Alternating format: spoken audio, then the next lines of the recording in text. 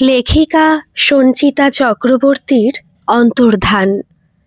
ভোররাতে হঠাৎ ঘুমটা ভেঙে গেল কঙ্কনার। চোখ মেলে নাইট বাল্বের নীল আলোর মধ্যে ঠাউর করে জয়ন্ত বিছানায় নেই। কিছুক্ষণ অপেক্ষা করে যখন দেখল অ্যাটাচড বাথরুমটা থেকে জলের আওয়াজ আসছে না, তখন বিছানা ছেড়ে নিচে নামলো। দরজা ঠেলে বুঝতে পারল বাথরুমে জয়ন্ত নেই। তবে কি টিনটিনের ঘরে গিয়ে শুয়েছে? দুদিন পর ছেলেটা হস্টেলে চলে যাবে, হয়তো সেই কারণেই। ছেলের ঘরে উকি মেরে দেখে সে একাই ঘুমোচ্ছে। মেয়ে তিন্নির ঘরে দরজা বন্ধ, রাত অবধি পড়ে শুয়েছে হয়তো।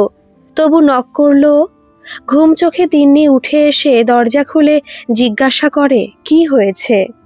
তোর বাবা কোথায়? তোমার সাথেই তো ছিল। হ্যাঁ, কিন্তু দেখতে পাচ্ছি না যে। সে আবার কি কথা? মা মেয়ে মিলে একতলায় নেমে আসে। এধার ওধার দেখতে দেখতে তিন্নি বাবা বাবা বলে জোরে ডাকতে শুরু করে। তারপর খেয়াল করে ওদের সদর দরজা হাট করে খোলা। তবে কি বাবা বাইরে গেল? দেওয়াল ঘড়িতে তখন ভোর 4টে। দৌড়ে ওপরে গিয়ে মোবাইলটা নিয়ে জয়ন্তর নাম্বারে ফোন লাগায়। রিং হতে হতে কেটে যাচ্ছে। আরেকবার ওপরে গিয়ে ভাইকে টেনে তুলে বলে, ওঠ, বাবাকে কোথাও খুঁজে পাওয়া যাচ্ছে না। এমন একটা খবরে টিনটিন হতভম্ব হয়ে যায়। নিচে এসে দেখে কঙ্কনা একতলার রান্নাঘরের সামনের সিঁড়িতে বসে আছে। ছেলেকে দেখে বলে, কি হলো বলতো ব্যাপারটা? গলা কেঁপে ওঠে তিন্নির।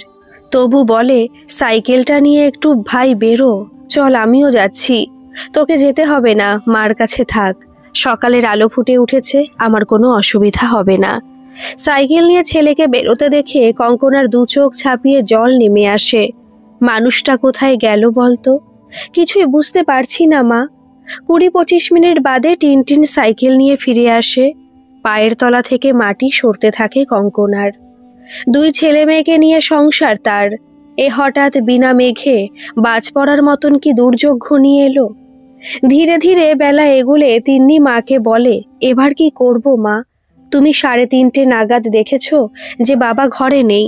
এখন 7টা বেজে গেছে। আর কি অপেক্ষা করা ঠিক হবে? টিনটিন বলে, তাহলে কি করতে চাইছিস এখন? পুলিশ স্টেশনে যাই, চলো। কঙ্কনা ততক্ষণে জয়ন্তর নাম্বারে অসংখ্যবার ফোন করেছে বলে এমন নয় তো যে তোর বাবার ফোনটা হয়তো সাইলেন্টে আছে, তাই শুনতে পাচ্ছে না।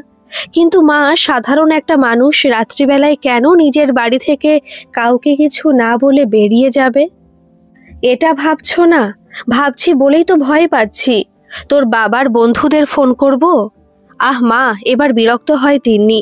তোমার মনে হয় মাঝরাতে ঘর থেকে বেরিয়ে বাবা বন্ধু বান্ধব কিংবা আত্মীয় স্বজনদের বাড়ি যেতে পারে? ওসব কিছু হয়েছে বলে আমার মনে হচ্ছে না। আমাদের আর দেরি না করে যত তাড়াতাড়ি সম্ভব পুলিশ স্টেশনে যেতে হবে।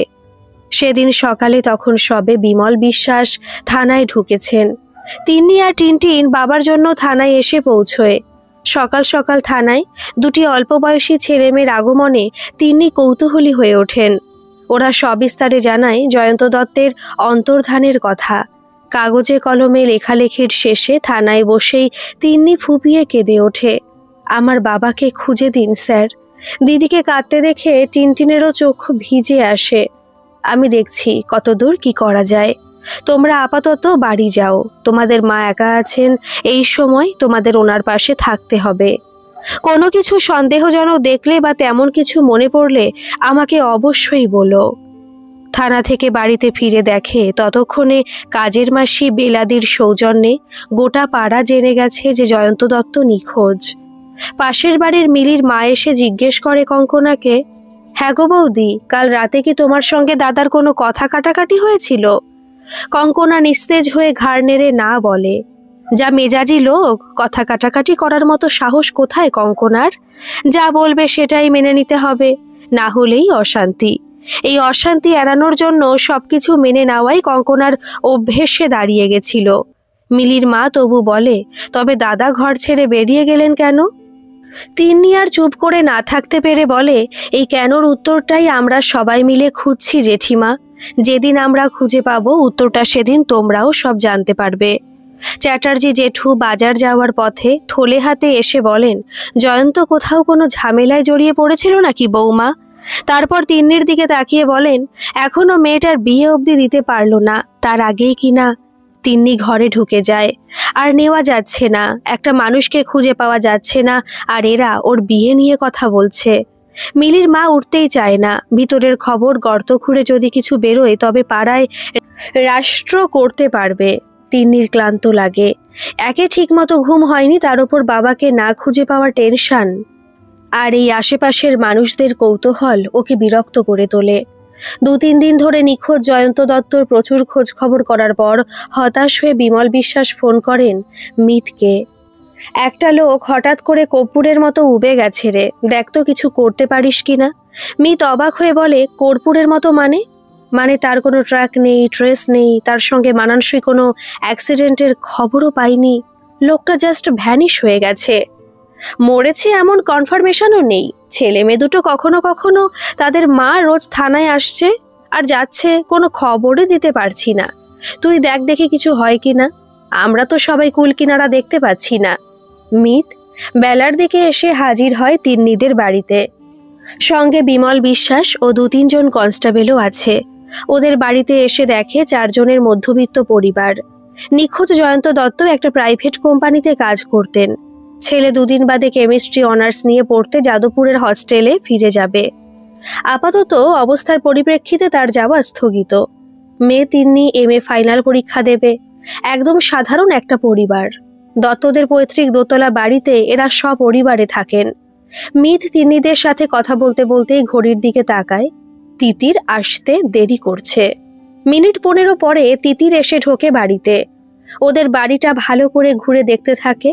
কঙ্কনাদের বেডরুমে সাইডে টেবিলে অনেকগুলো কাগজপত্র রাখা ছিল। তিতির কঙ্কনার দিকে তাকিয়ে বলে, আমরা এগুলো একটু দেখতে পারি? ও মাথা নাড়ে, বলে, দেখো যদি কিছু খুঁজে পাও। কিছুক্ষণ পরে তিতির একটা কাগজ তুলে ধরে বলে, আপনারা সপ্তাহখানেক আগে কোনো রেস্টুরেন্টে খেতে গেছিলেন? টিনটিন বলে, না না, বাবাও সব একদম পছন্দ করতো না।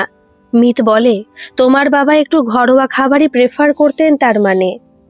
কঙ্কনা বলে, উনি আমাদের নিয়ে লাস্ট 2-3 বছর কোথাওই বেরোননি। তাহলে রেস্টুরেন্টের এই বিলটা কোথা থেকে এলো? ছেলে মেয়ের দিকে তাকায় কঙ্কনা, তোরা কি আমাদের না বলে গেছিলি? ছেলে বলে, যে ডেট বিলে লেখা আছে ওই সময় আমি যাদবপুরেই ছিলাম। তিন্নি বলে, লাস্ট 2-3 মাস আমি কোনো রেস্টুরেন্টে যাইনি, কিন্তু এখানে পরোটা, কাবাব, চিকেন অর্ডার করা হয়েছে, সাথে মকটেলও আছে। মোট বিল হয়েছে 1850 টাকা। টিনটিন বলে ওঠে, বাবা রেস্টুরেন্টে গিয়ে খাবে এত টাকার একা? মিত বিলটা হাতে নিয়ে দেখে রেস্টুরেন্টটা সল্ট লেকে ওর অফিসের কাছেই। এই চকদাহ থেকে এতটা দূরে ভদ্রলোক কি করতে এসেছিলেন? শুধু খেতে? কঙ্কনাকে মিত জিজ্ঞেস করে, উনি এর মধ্যে সল্ট লেকে গিয়েছিলেন কিনা জানেন? ওর অফিস সোদপুরের কাছে, কিন্তু সল্ট লেকে যাওয়ার কথা আমি কিছু জানি না। তিতির বলে, আন্টি একটা কথা একটু মনে করে বলুন তো, এই যে ডেটটা দেখা যাচ্ছে, সেদিন কি উনি বাড়ি এসে নর্মাল খাওয়া দাওয়া করে শুয়ে পড়েছিলেন? মনে পড়ছে না। ওদের বাড়ি থেকে বেরিয়ে আসতেই তিতির মিতকে বলে, এই জয়ন্ত দত্ত একজন খুব বদরাগী মানুষ। শুনেছি মেজাজি স্বভাবটা শেষ বছর 2-1 ধরে খুব বেড়ে গেছে। তুই জানলে কি করে? এ পাড়ায় আমার খুব চেনা মুখ পেলাম তো। তিতির হাসে, ওই দেখ দাঁড়িয়ে আছে। হাত তুলে দেখায় বারান্দায় বসে থাকা একটি মেয়ের দিকে। ওর নাম সিমি, আমার সাথেই নাচে। বাহ, ভালোই হলো, ওকে নিচে ডাক। তারপর কি মনে হতে বলে, থাক ওকে ডেকে দরকার নেই, ওর সাথে আমরা বরং ফোনে কথা বলে নেব। এখন তুই বাড়ি যা, আর আমি অফিসের দিকে এগোই। রাতে সিমি মিতকে ফোনে জানায় জয়ন্ত দত্ত আগে বেশ নরম সরম ভালো মানুষই ছিলেন। তারপর ওনার ব্যবহারে পরিবর্তন দেখা যেতে থাকে। বিশেষ করে নিত্যদিন স্ত্রীর সঙ্গে ঝগড়া শুনতে শুনতে প্রতিবেশীরাও ক্লান্ত হয়ে গেছিল। কিন্তু কঙ্কনা দত্তকে যা দেখলাম, তাকে তো নিরীহ বলেই মনে হলো। এত অশান্তির কারণ কি? আর মানুষটা গেলেনই বা কোথায়? কিন্তু নিজের ফ্যামিলিকে নিজের থেকে কেন দূরে সরিয়ে রাখতে চাইবে? এখনো এই প্রশ্নটার উত্তর পাইনি। আজ অফিসটা ডুব মারতে হবে। এখান থেকে সোজা আমরা এখন কোথায় যাব বলতো? কোথায়? তিতির জানতে চায়। জয়ন্ত দত্তের অফিসে। ওনার মেন অফিস গুরগাঁওতে। কলকাতার ব্রাঞ্চে উনি অ্যাকাউন্টসে কাজ করতেন। ছিমছাম সাজানো গোছানো অফিসে ঢুকে রিসেপশনিস্টের কাছে জয়ন্ত দত্তের বিষয়ে জানতে চাইলে মেয়েটি অবাক দৃষ্টিতে ওদের দিকে কিছুক্ষণ তাকিয়ে বলে, আপনারা বরং এই অফিসের head of the branch Mukherjee সাহেবের সঙ্গে কথা বলুন। কিছুক্ষণ পরে মুখার্জি বাবু এসে ওদের সামনে বসেন। 3 কাপ গরম গরম কফি পরিবেশনের সময় তিনি জানতে চান, আপনারা কি অ্যাকাউন্টের জয়ন্ত দত্তের বিষয়ে কথা বলতে এসেছেন? মিত মাথা নেড়ে সম্মতি জানায়। মুখার্জি সাহেব বলেন, ওর ব্যাপারটা একটু অদ্ভুত লেগেছিল আমার। বছর 3 আগে হঠাৎ করেই ও এই অফিসে চাকরিতে ইস্তফা দেয়। বিস্ময়ে তিতিরের চোখগুলো বড় বড় হয়ে যায়। আপনারা কোনো কারণ জিজ্ঞেস করেননি? মিত জানতে চায়। করেছিলাম, ও বলেছিল ওর শরীর আর পারমিট করছে না। টাকা পয়সাও সব মিটিয়ে দেওয়া হয়েছিল। এতদিন পরে হঠাৎ ওনার বিষয়ে আপনারা খোঁজ নিতে কেন এসেছেন? মিত সংক্ষেপে জয়ন্ত দত্তর অন্তর্ধানের বিষয়ে মুখার্জি সাহেবকে বলেন। তিনিও খুবই অবাক হয়ে যান। বলেন, ব্যাপারটা একই সঙ্গে খুব দুঃখজনক এবং মিস্টেরিয়াস, কিন্তু এই বিষয়ে আমরা অফিসের তরফ থেকে আপনাদের বোধহয় আর বেশি কিছু সাহায্য করতে পারবো না।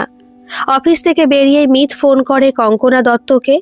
মিসেস দত্ত, আপনার স্বামী যে অফিস থেকে ইস্তফা দিয়েছিলেন এই বিষয়ে তো আপনি আমাদের জানাননি।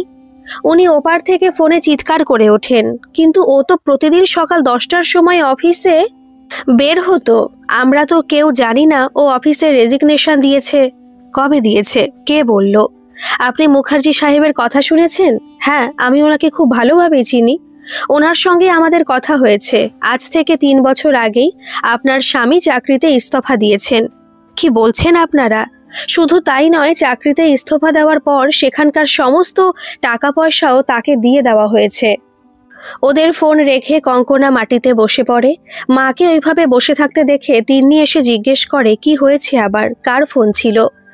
মার থেকে সব খবর শুনে তিন্নি বলে, মা, আজ থেকে বছর 3 আগে থেকেই, তার মানে কোনো একটা জালের মধ্যে আমরা সবাই জড়িয়ে পড়েছি, কিন্তু টের পাইনি। বুঝতে পারছি না মা, আর কি দেখা বাকি আছে। দীর্ঘশ্বাস ফেলে বলে কঙ্কনা। জয়ন্ত দত্তর অফিস থেকে ওরা ফিরে আসে বিমল বিশ্বাসের থানায়। তাহলে ব্যাপারটা কি দাঁড়ালো বলতো? মেশো, এই কেসটার গোড়ায় পৌঁছতে হবে আমাদের। আর আমি যদি খুব একটা ভুল না করে থাকি, তাহলে এই সমস্ত গোলমালের সূত্রপাত হচ্ছে ওই 3 বছর আগে হওয়া অ্যাক্সিডেন্ট। তিতির বলে, তার আগে বলতো জয়ন্ত দত্তের মোবাইলের বর্তমান লোকেশন কোথায়? নিতাই উত্তর দেয়, লাস্ট পাওয়া লোকেশনের ভিত্তিতে ওনার মোবাইলের টাওয়ার কিন্তু ওনার বাড়ির আশেপাশেই দেখা যাচ্ছে। একটু ভেবে মিত বলে, জয়ন্ত দত্তর মোবাইলের শেষ 3-3.5 বছরের কল রেকর্ড পাওয়া যাবে? আলবাত যাবে। ওই লিস্টটা বের করে তুমি আমাকে একটু দিও তো, আজই পৌঁছে দেব। ওখান থেকে বেরিয়ে তিতিরকে বাড়িতে নামিয়ে মিত বাড়িতে এসে স্নান খাওয়া সেরে নেয়। বিমল বিশ্বাসের নাম্বার ফোনের স্ক্রিনে উঠতে দেখে দ্রুত নিজের ঘরে এসে বসে। বলে, মেশো, পেয়েছো কিছু? কল লিস্ট বার করেছি, আর তোমার কাজ এগিয়ে দেওয়ার জন্য এই বছরে বেশ কয়েকটা নাম্বার চিহ্নিত করেছি যেখানে এই নাম্বার থেকে বারবার ফোন করা হয়েছে। Very good. তারা কারা? একজন প্রমোটার বিপিন বারুই, একজন শেখ সালেম যাকে বছর 3 আগে ও বাইক বেচেছিল। আর একটা নম্বর আছে দক্ষিণদারির দিকের একটা কলোনির নাম্বার, এক মহিলার। সেখানে প্রতিদিনই 2-3 করে কথা হতো। প্রমোটার বিপিন বারুইয়ের সঙ্গে তোমার কথা হয়েছে? না, ওর ডান হাতকে বলেছি বিপিনকে ও বেলায় থানায় এসে কথা বলতে। কটায় আসার কথা? সন্ধে 6:30। আমি আসছি। সন্ধেবেলায় আবার থানায় এসে উপস্থিত হয় মিত। প্রমোটার হলেও বিপিন বারুই বেশ শিক্ষিত এবং ভদ্রই মনে হলো। ওদের নমস্কার করে উনি বললেন, আমি বুঝতে পারছি আপনি নিশ্চয়ই জয়ন্ত দত্তের ব্যাপারে কথা বলার জন্যই আমাকে ডেকেছেন। এই পেপারগুলো একটু দেখুন। কি এগুলো? জয়ন্ত দত্ত তার পৈতৃক বাড়ি আমাকে বিক্রি করে অনেকগুলো টাকা নিয়েছিলেন। বাকিটা ওকে বলেছিলাম বাড়িটা খালি করার পর দেব। শৈশবুত কমপ্লিট। সব পেপার আপনাদের দিলাম। আমি তেমন লোক নই স্যার যে অসহায় মিসেস দত্তকে ঠকিয়ে দেব। বাকি টাকার পুরোটাই আমি মিসেস দত্তকে দিয়ে দেব, বরং ওনাদের মাসখানেক আমি সময় আরও বেশি দেব যাতে বাড়ি খুঁজে ওনারা চলে যেতে পারেন। বিমল বিশ্বাস বলেন, আপনি নিশ্চিত যে মিসেস দত্ত এই বাড়ি বিক্রির কথা জানেন? সে আমি কি করে জানবো স্যার? দত্তবাবুর সাথে আমার কথাবার্তা সব আমার অফিসে বসে হয়েছে। ওখানে মিসেস দত্ত কোথায় এলেন? কোনোদিনই আসেননি। মিত বলে, আপনি বাড়ির ভেতর দেখতে যাননি? হ্যাঁ, গেছি তো। সেদিনও ওনার বাড়িতে স্ত্রী পুত্র কন্যা কেউ ছিল না। বলল ছেলেকে যাদবপুরে ভর্তি করাতে গেছে।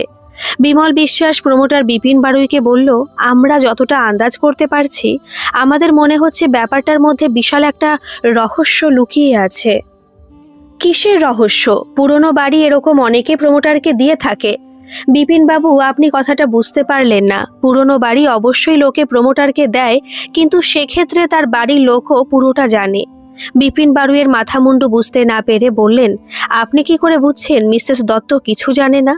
মিত বলে, এটা আমাদের মনে হচ্ছে। আচ্ছা দাঁড়ান। এই বলে মিত ফোন স্পিকারে রেখে কঙ্কনা দত্তের নাম্বার মেলায়। আচ্ছা মিসেস দত্ত, আপনাদের এই বাড়ি কখনো প্রমোটারের কাছে দেওয়ার বিষয়ে জয়ন্তবাবু কি কোনো কথা বলেছেন? প্রমোটারকে আমাদের বাড়ি দেবে কেন? কই, আমি তো এর বিন্দু বিসর্গ জানি না। বিপিন বারুই এর মুখটা পুরো ঝুলে যায়। ফোনের সামনে এগিয়ে এসে বলে, ম্যাডাম নমস্কার, আমি বিপিন বারুই, প্রমোটার। কি বলবো বুঝতে পারছি না, কিন্তু সত্যিটা হলো আপনাদের বসত বাড়ি জয়ন্তবাবু মাস 3 আগে বিক্রি করে দিয়েছেন। আপনি এসব কি বলছেন বিপিনবাবু? ঠিকই বলছি ম্যাডাম। শুধু তাই না, বাড়ি বিক্রি টাকার সিংহভাগও উনি নিয়ে গেছেন আমার থেকে। আপনারা বাড়ি খালি করলে বাকি টাকা আমার দেওয়ার কথা ছিল। থেমে থেমে মিসেস দত্ত জিজ্ঞেস করেন, উনি কত টাকায় বাড়ি বেচলেন? 40 লাখ, যার 25 লাখ আমি ইতিমধ্যে ওনাকে দিয়ে দিয়েছি। কঙ্কনার মাথায় আকাশ ভেঙে পড়ে। স্বামী নিখোঁজ। 3 বছর আগে তার চাকরিতে দেওয়া ইস্তফার কথা জানতে পেরেছে সকালে। সন্ধেবেলায় জানতে পারছে তার মাথার উপর থেকে ছাদ 3 মাস আগে সরিয়ে নেওয়া হয়েছে। মরিয়া হয়ে জয়ন্তর নাম্বারে ও বারবার ফোন করতে থাকে। রিং হচ্ছে।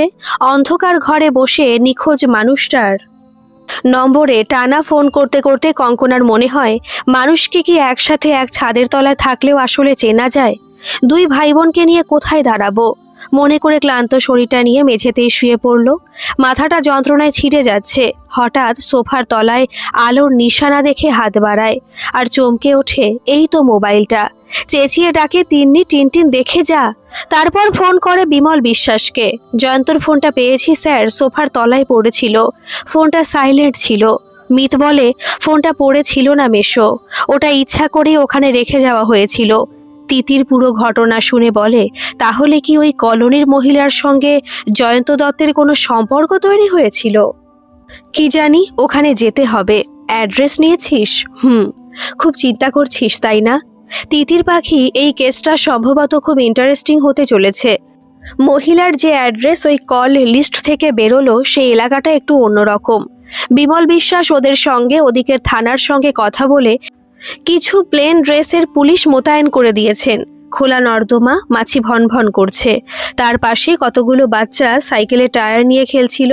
ওদের একজনকে ডেকে মিত ফোনে জয়ন্ত দত্তের ছবি দেখিয়ে জিজ্ঞেস করলো, চিনিস? ছেলেটার নাক দিয়ে গড়িয়ে পড়া সর্দি অন্য হাতের পিঠ দিয়ে মুছে বলল, চিনব না কেন? এ তো বিলু আর বিলির বাবা। তিতির ভাবে আর কতবার ও অবাক হবে। এই লোকটাকে যত চিনছে তত বেশি করে অবাক হয়ে যাচ্ছে। তবু বলে, কি নাম বলতো? পাশের ছেলেটা বলে, ও তো কালুয়া কাকা। কিসের কালুয়া? কি বলছিস? এবার বাচ্চাগুলো সবাই মিলে এসে মিতের মোবাইলের ওপর ঝুঁকে পড়ে। ছেলেটা বলে, এটা কালুয়া কাকার ছবি না রে? ওরা মাথা নাড়ে। মিত একটু সরে এসে বিমল বিশ্বাসকে ফোন করে। তিতির মিতকে বলে, জয়ন্ত দত্ত কলোনিতে এসে কালুয়া কি করে হয়ে গেল রে? আর বিলু আর বিবি কবে হলো? ইস আন্টি, এগুলো জেনে কি যে করবে। মিত বলল, আন্টির জন্য আরো অনেক খারাপ খবর হয়তো অপেক্ষা করছে। তারপর বাচ্চাগুলোকে বলল, আমাদের একটু বিলু আর বিবির বাড়িতে নিয়ে যাবি? ওদের সঙ্গে যাবার জন্য ততক্ষণে পুলিশের দলটা এগিয়ে এসেছে। একটু দূরে গাড়িতে ওদের অপেক্ষা করতে বলল মিত। না মৃত্যুঞ্জয়, ব্যাপারটা রিস্কি হয়ে যাবে। আমি আপনাকে কল করে ঢুকছি, কল কাটবো না। তেমন কিছু বুঝলে আপনারা চলে আসবেন। ঠিক আছে। কালুয়ার বাড়ির সামনে পৌঁছে দেখে একটা খাটিয়ার ওপর এক বুড়ি শুয়ে আছে। কোমর নুয়ে পড়া এক বৃদ্ধ একটা লুঙ্গি পরে কোনো মতে গাছের নিচে বসে নারকেল পাতা ছাড়াচ্ছে। ওরা বুড়োটার সামনে এসে ফোনটা খুলে ছবি দেখিয়ে বলে, চেনে নেকে? বুড়ো ভুরু কুচকে বলে, এ আবার কি কথা? চিনবো না কেন? ভেতর থেকে বেরিয়ে আসে এক মহিলা। কার সাথে কথা বলছো বাবা? তারপর ওদের দেখে একটু চমকে গিয়েই বলে, আপনারা কারা? আমরা পুলিশের লোক। পুলিশের কথা শুনে মহিলা একটু সতর্ক স্বরে বলে, কি ব্যাপার, বাড়িতে পুলিশ কেন? তিতির মিতের হাত থেকে ফোনটা নিয়ে মহিলার সামনে দেখিয়ে বলে, ইনি কে? এটা আমার স্বামী কালীপদ জানা। এদিকে ওকে সবাই কালুয়া বলেই চেনে। তিনি কোথায়? এবার উত্তর দেয়, গাছতলায় বসে থাকা বুড়ো। আমার ছেলে আমাদের জন্য ভালো বাড়ি দেখতে গেছে, আমরা এই পোড়া বস্তিতে আর থাকবো না। তিতির মহিলাকে জিজ্ঞেস করে, আপনার নাম কি? শালুক। কালীপদ জানাকে আপনি কত বছর চেনেন? তা বিয়ের আগে পরে মিলিয়ে 15 বছর। তিতিরের সব হিসেব গুলিয়ে যায়। বাচ্চা দুটো স্কুল থেকে ফিরে বাসায় এত লোক দেখে অবাক হয়ে যায়। এরা তো একেবারেই ছোট। হ্যাঁ, একজন 12 আর একজন 8 বছরের। কিরে বোন, তোদের বাড়িতে নাকি অনেক লোক এসেছে? গলার আওয়াজে তাকিয়ে দেখে রোগাটে চেহারার একটা লোক পান চিবোতে চিবোতে এসে ঢুকছে। আমার দাদা। শালুক বলে, কি ব্যাপার দাদা, এ বাড়িতে হঠাৎ? এবার পিছন থেকে এসে হাজির হয় পুলিশের দলটা। ভারী চেহারার অভিজিৎ রোগা লোকটার কলারটা শক্ত করে ধরে বলে, কোনোদিন দেখেছো সব ঠিকঠাক আছে কিন্তু পুলিশ কারোর বাড়ি গেছে? লোকটা পুতুলের মতো মাথা নাড়ে। এখানে সবকিছু ঠিকঠাক নেই। কালুয়া কোথায়? বাড়ি দেখতে গেছে। কোথায়? উল্টোডাঙার দিকে। কালুয়ার নাম্বার দাও। শালুক ভয়ে ভয়ে নিজের ফোন এগিয়ে দিয়ে বলে, ও কি করেছে স্যার? আবার পকেটমারি করেছে তাই না? মিত শালুককে বলে, কি করেছে পুরোটা জানতে হলে আপনার স্বামীর সঙ্গে আমাদের দেখা হওয়াটা ভীষণ দরকার। বিমল বিশ্বাসের পরামর্শ মতো আপাতত শালুকের দাদাকে ওরা থানায় তুলে নিয়ে যায়। ওদিকে শালুকের থেকে পাওয়া নম্বর ট্র্যাক করে কালুয়াকে পাওয়া যায় বিধাননগর স্টেশনে। মিত তিন্নিকে ফোন করে বলে, আজ তোমরা থানায় এসো, কিছু একটা সূত্র হয়তো পাওয়া যাবে। মাকেও সাথে আনবে আর 3 জনে একসাথে আসবে। কেন এভাবে কেন বলছেন? তোমার বাবার অন্তর্ধান রহস্যের জাল আমি অনেকটাই গুটিয়ে এনেছি এবং ঘটনা যেদিকে গড়াচ্ছে তাতে এই মুহূর্তে তোমাদের 3 জনের একসাথে থাকাটা ভীষণ জরুরি। থানায় এসে কালুয়াকে দেখে তিন্নি বাবা বলে ছুটে আসে। তুমি কোথায় চলে গেছিলে বাবা? বেঞ্চে বসে থাকা শালুক উঠে এসে বলে, এই মেয়ে, তুমি কাকে বাবা বলছো? টিনটিন বলে, ইনি আমাদের বাবা জয়ন্ত দত্ত। শালুক তীব্র প্রতিবাদের সুরে বলে, কখনো না, এ আমার বিলু বিবির বাবা কালীপদ জানা। মিত শালুককে বলে, ফোনে যে ভদ্রলোকের ছবি তোমরা দেখেছো ওনার নাম জয়ন্ত দত্ত। এরা ওনার ছেলে মেয়ে তিন্নি এবং টিনটিন, আর ওই ওনার স্ত্রী কঙ্কনা দত্ত। একটু তফাতে দাঁড়িয়ে কঙ্কনার মনে হয় জীবনে এত কঠিন দিন দেখতে হবে কোনোদিন সে ভেবেছিল। আরিব্বাস, জয়ন্ত দত্ত আর কালুয়া হুবহু একরকম কি করে হয়? শালুক অবাক হয়ে তাকিয়ে থাকে। অভিজিৎ উঠে এসে কালুয়ার চোখে চোখ রেখে বলে, এবার বলে ফেলো কাকা পুরো গল্পটা। শালু কালুয়ার সামনে গিয়ে বলে, তুমি কে তাহলে? জয়ন্ত দত্ত না কালুয়া? কালুয়া হাত নেড়ে বলে, আমি জয়ন্ত দত্ত নই, আমি কালীপদ জানা। আমি কোনো জয়ন্ত দত্তকে চিনি না। দুটো মানুষ একরকম বলে কিন্তু স্যার আপনারা আমার উপর অত্যাচার করছেন। মিত বলে, তাহলে তুমি তোমার মোবাইল থেকে দিনে 3 বার করে শালুককে কেন ফোন করতে? আমার মোবাইল থেকে তো আমি আমার বউকেই ফোন করব। তোমার মোবাইল থেকে করনি, তুমি করেছো জয়ন্ত দত্তর মোবাইল থেকে। এই তো স্যার, আবার গুলিয়ে দিচ্ছেন। কই আপনার জয়ন্ত দত্তর মোবাইল দেখি। কঙ্কনা ক্লান্ত সুরে বলে, কিছুই দেখার নেই, ওখানে পুরো কল হিস্ট্রি ডিলিট করে গেছো তুমি। এবার মুখ খোলে শালুকের দাদা, ব্যাস আর কোনো ব্যাপার নেই। ওখান থেকে শালুককে ফোন করা হয়েছে, তার প্রমাণ কি? বিমল বিশ্বাস সপাটে এক থাপ্পড় বসান লোকটার গালে। বলেন, ফোনে কলটা ডিলিট হলে কি সবটা উড়ে যায় হতভাগা? যায় না, না যায় না। তারপর কালুয়াকে বলে, পুরো কথাটা বলবি? তোর কিন্তু এখন এখান থেকে বেরোনোর আর কোনো জায়গা নেই। শালুক বলে, কি করেছো তুমি? আরে ছেলে মেয়ে দুটোই বা তোমায় বাবা বলছে কেন? কালুয়া বলে, বিশ্বাস করুন স্যার, আমি কোনো জয়ন্ত দত্ত নই, আমি কালীপদ জানা। শালুক এগিয়ে এসে অভিজিতের পা ধরে বলে, ও আগে খারাপ ছিল, চুরি চামারি পকেটমারি করত, কিন্তু 3 বছর ধরে বিশ্বাস করুন ও খুব ভালো কাজ পেয়ে গেছে। কাজটা পেয়েও খুব ভালো হয়ে গেছে। মাঝে মাঝে অফিসের কাজে ওকে বাইরে থাকতে হয়, কিন্তু আমাদের আর সেরকম অভাবে চলতে হয় না। আমরা বস্তি থেকে উঠে গিয়ে ভালো বাড়িতে থাকবো। মিত বলে, খুলে বল সবটা কালুয়া। জয়ন্ত দত্ত কি আদৌ বেঁচে আছেন? তুমি মনে হচ্ছে কিচ্ছু বলবে না, ঠিক আছে, আমি আমার মতো করে গল্পটা বলছি, ভুল হলে তুমি ধরিয়ে দিও। জয়ন্ত দত্তর সাথে তোমার কোনোভাবে দেখা হয়েছিল আগে? দুজনের চেহারার মিল দেখে তুমি এই প্ল্যানটা করেছিলে 3 বছর আগে যে অ্যাক্সিডেন্ট হয়েছিল। আমি খুব দুঃখের সঙ্গে জানাচ্ছি কঙ্কনা দেবী, সম্ভবত সেই দিনই জয়ন্ত দত্ত মারা গিয়েছেন।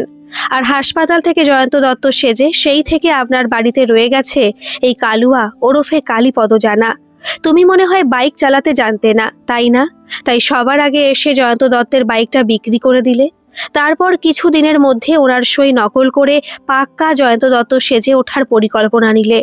তিন্নির দিকে ফিরে মিত বলে, এরপরও চলে যায় অফিসে, সেখানে ইস্তফা দিয়ে ওনার সমস্ত টাকা পয়সা আত্মসাৎ করে। সেদিন টেবিলে রেস্টুরেন্টের যে বিল দেখেছিলেন, ওই রেস্টুরেন্টটা সল্ট লেকে। জয়ন্ত দত্তর সমস্ত টাকা হস্তগত করে নিজের পরিবার নিয়ে ওই রেস্টুরেন্টে কালুয়াই খেতে গেছিল। চেহারা একরকম, সই নকল করা ওর মতো মার্কা মারা চিটিংবাজের পক্ষে খুব সোজা। তাই কাজগুলো পরপর বিনা বাধায় হয়ে যেতে থাকে। এরপরে বাড়িটা হস্তগত করার জন্য যে কয়েক বছর সময় ওর লেগেছে, সেই কয়েক বছরই আপনারা কালুয়াকে আপনাদের বাড়িতে তিন্নির বাবা হিসেবে দেখতে পেয়েছেন। টিনটিন বলে, বাবা থুরি, কালুয়া আমাদের সাথে খুব কম কথা বলতো। কিছু কথা শুরু হলে মেজাজ আর অশান্তি করত। আমরাও তাই একটু দূরে দূরে থাকতেই পছন্দ করতাম। মিত বলে, রোজ সকালে অফিসের নাম করে ও চলে যেত ওর কলোনির বস্তিপাড়াতে। সেখানে সারাদিন কাটিয়ে আবার সন্ধেবেলায় ও ফিরে আসতো আপনাদের বাড়িতে। যাতে খুব বেশি প্রশ্ন আপনি না করেন, তার জন্যই ওই ভয়ঙ্কর চিৎকার, চেঁচামেচি, অশান্তি, অশ্রাব্য গালিগালাজ করা। শালুক এগিয়ে এসে বলে, ওই দিদিভাইয়ের বর কোথায় গো? এই দাদা যা বলছে সব সত্যি? রেগে ওঠে কালুয়া। এই বাড়িতে আমারও হক আছে জানিস? কিসের হক তোমার? তিথির বলে, সেদিন হাটকোর মোড়ে আমি প্রথম জয়ন্ত দত্তকে দেখতে পাই। আমার সঙ্গে আমার শালাও ছিল। ওই আমায় দেখিয়ে বলে, কালুয়া দেখ, লোকটা একদম তোর মতো দেখতে।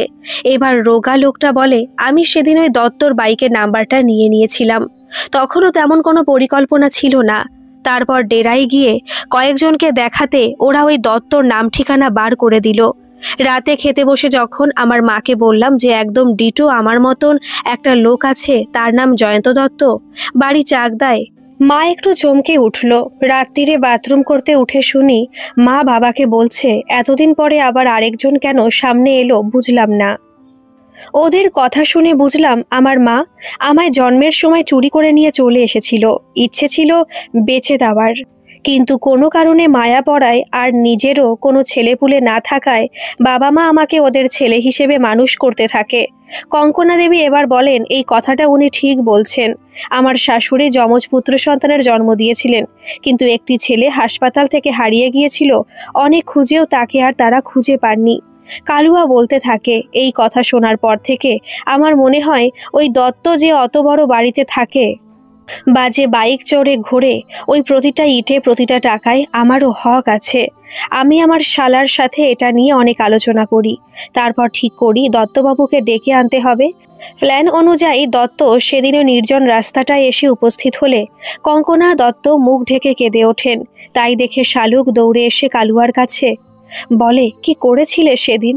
লোকটার সাথে তোমরা দুজন কি করেছিলে? মিত বলে, ওদিনই ওরা দুজনে মিলে জয়ন্ত দত্তকে শেষ করে দিয়েছে, আর নিজেকে কিছুটা জখম করে বাইকটা কিছুটা ক্ষতিগ্রস্ত করে ওনার জামাকাপড়, ঘড়ি, মোবাইল সব নিয়ে নিজে ওই বাড়িতে এসে ঢুকেছে। যে কটা দিন হাসপাতালে ছিল সম্ভবত সেখানেও টাকা পয়সা দিয়ে হাত করে দিন কয়েক কাটিয়ে গেছিল। তুমি মানুষ মারলে? হ্যাঁ গো, তোমার একটুও বুক ফাটলো না? একটা মানুষকে তুমি পুরো মেরে ফেলে দিলে, এত লোভ তোমার? তারপর কঙ্কনা দত্তের দিকে তাকিয়ে আবার বলে, আর এই যে তুমি রাতের পর রাত ওনার বাড়িতে থাকতে, তুমি ওনার স্বামী সেজে ঢুকে ওনার মান সম্মান নিয়ে? না, কোনো দিন না। যাই করি না কেন ওই সব কাজ কোনো দিন করিনি। বরং যাতে ইনি আমার ধারে কাছে না আসেন তার জন্য এনার সাথে আমি যথেষ্ট খারাপ ব্যবহার করেছি। আমার টার্গেট ছিল টাকা, আমি সেটার দিকে শুধু তাকিয়েছিলাম। তিন্নি ক্লান্ত কণ্ঠে জিজ্ঞেস করে, তাহলে ওই দিন বাড়ি থেকে বেরোলে কেন? অনেক টাকা আমার পাওয়া হয়ে গেছিল, কিন্তু ওই শেষ কিস্তিটা নেওয়ার সময় মনে হলো তোমাদেরও কিছু ভাগ ছাড়া উচিত, তাই আর থাকলাম না। শালুক, কঙ্কনা দুজনেই তখন বাকরুদ্ধ। মিত তিন্নিকে বলে, দেখো, প্রমোটার বিপিন বারুইয়ের সঙ্গে কথা বলে যদি বাড়িটা উদ্ধার করতে পারো। মানুষটাকে আমার খুব খারাপ মনে হয়নি। তিতির বলে, এবার কি হবে রে? আমার অন্তর্ধান রহস্য উদ্ঘাটনের দায়িত্ব ছিল শুধু। আমি সেটা করেছি। এবার পুলিশ আর আইন বুঝবে তারা কাকে কি রকম শাস্তি দেবে। এখানে আর আমাদের কাজ নেই। বাইরে এসে তিতির মিতকে বলে, পরিবেশ পরিস্থিতি মানুষকে কতটা আলাদা করে দেয়, তাই না রে? যমজ ভাই হয়েও কোথায় জয়ন্ত দত্ত আর কোথায় কালুয়া। ভাই হয়ে ভাইকে মেরেই ফেললো। বাড়ি গিয়ে রেডি হয়ে বেরোস তো। কোথায় যাব? মাথাটা ছাড়াতে হবে। চল একটা সিনেমা দেখে আসি। তুই তো কিছুক্ষণ পর থেকে ঘুমোবি। হ্যাঁ, তোর কাঁধে মাথাটা শুধু রাখতে দিস। বাইকে স্টার্ট দিয়ে মিত বলে। তিতির হেসে বলে, চল। বাইকের লাল আলোটা পথের বাঁকে মিলিয়ে যেতে থাকে। গল্পটি কেমন লাগলো অবশ্যই কমেন্ট করে জানাবেন, আর ভালো লাগলে একটা সাবস্ক্রাইব করে আমার পাশে থাকবেন। ধন্যবাদ।